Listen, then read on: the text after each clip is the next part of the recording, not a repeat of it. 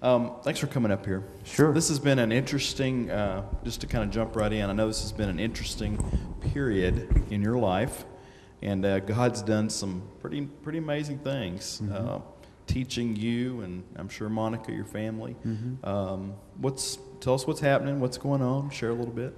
Well, this all started May 8th of this year, where I worked at a company in Brentwood it would have been 7 years in October, and about 4:30 on a Thursday afternoon, I was called down to HR, and it was the feared call, and that's when I was downsized, and that started a long walk for our household and for our relationship, and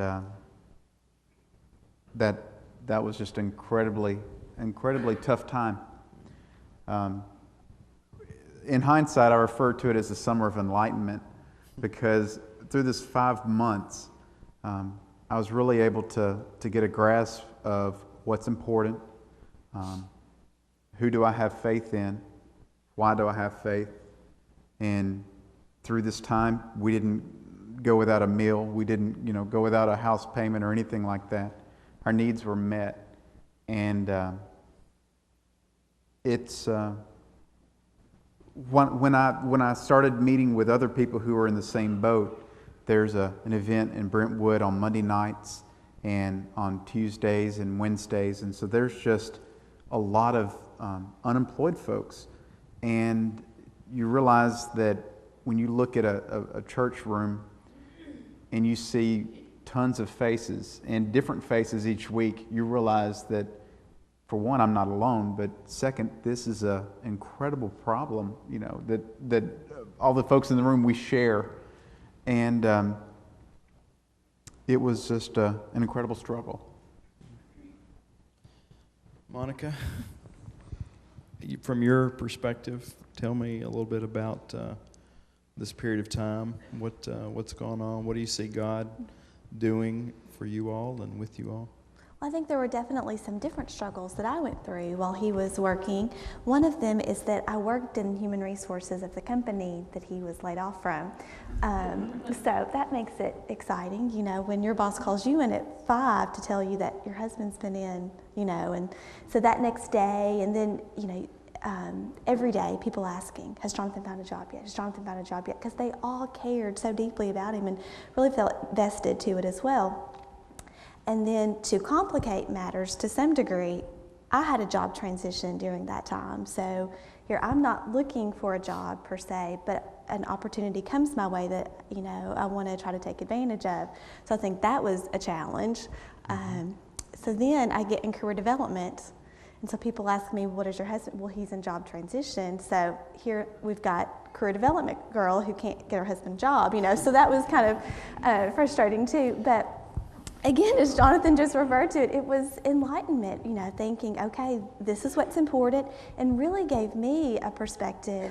God showed me how to treat other job seekers. I had been working in recruitment for 4 years and always was somewhat empathetic to situations that they were in, but really just took that to heart. And so now as I deal with alumni who come to see me at Lipscomb, I can say, I know what you're going through, tell me about your family. We talk about some of those emotional aspects first before we jump right into job strategies, job seeker strategies, because that's something that they have to deal with. So had I not gone through that period of dealing with Jonathan, I don't think I would be able to assist the job seekers today as well.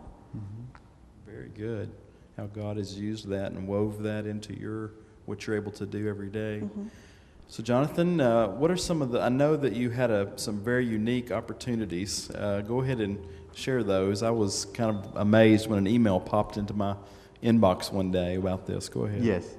Well, one of the groups that I associated with was at Monica's insistence, and these were folks that she had met through her recruitment efforts, sponsors at Comdata, and it was the Nashville Career Advancement Center, and basically what that is the government-sponsored groups that their job is to help people find jobs. And I got plugged into this group, and started making friends with the counselors and the people who administered this program, and where I was a regular, if you will. I was just see them, and I would smile and wave, and they got to know me a little bit. Well, they had somebody from the Nashville City paper was doing an article about unemployment and wanted some people's voices from the unemployed. And so one of the people in passing said, "Jonathan, you want to be interviewed?" I said, "Sure." And so we met at a Starbucks on West End and talked about an hour and a half. And I'm thinking, yeah, that's nice. You never know where it'll lead.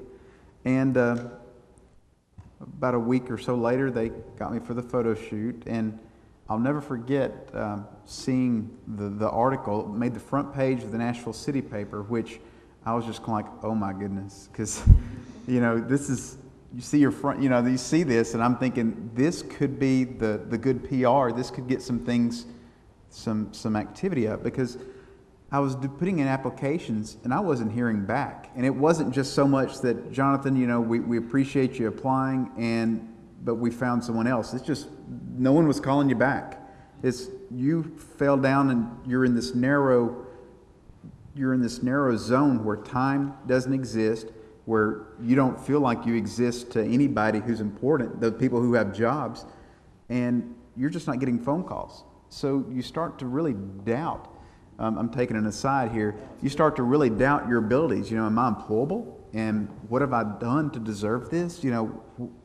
This is horrible, because I feel like I had the weight of the world on my shoulders. Here I am, supposed to be the breadwinner, and I'm not winning any bread. And that really weighed heavily on me. Tears and prayers, and I'll come back to that. So after the newspaper article, that got some interest. People who previously wouldn't call me back now wanted to interview me, and that was kind of good. And then one Thursday afternoon, I got a call from a producer, an NBC producer in Washington, D.C. Said, "Jonathan, we saw your story on the internet, and we're doing a story for unemployment. Would you mind telling your story to us?" I'm like, "Sure. Let's get the word out." And so they interviewed me for a little bit on the phone, and then they called back and forth, and said, "Well, we want to get a news crew in to shadow you for a day." And so I go talk to Steve Diggs with the PR experience. I'm like, national news, I've never been involved with that.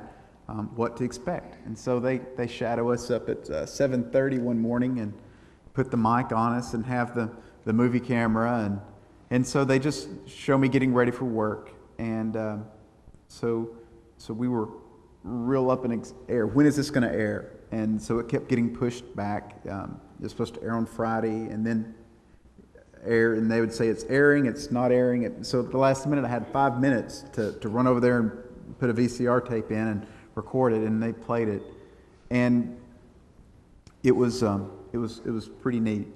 And finally, I found an interview. I found an opportunity through a friend, David White, who used to worship here with Janelle. And he had gotten a job, and he says, "Jonathan, they're hiring at Cardinal Health. It's a entry-level position. Get your foot in the door and see where it goes." And I'm like, absolutely, because I'm not really doing much. And interviewed with them,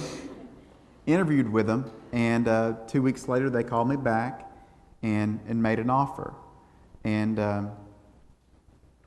that is the offer that I took.